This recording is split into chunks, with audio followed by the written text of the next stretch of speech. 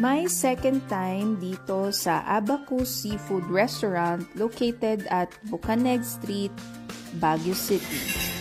Gusto ko i-check if nag-improve sila ng buffet management.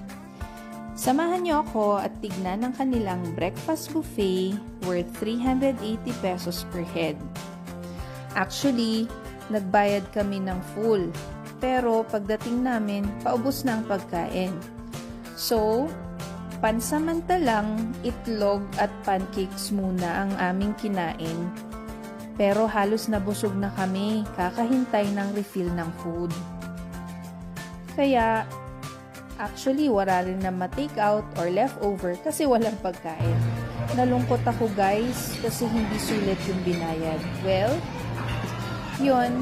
Ito ang aking review sa Abacus Seafood Restaurant.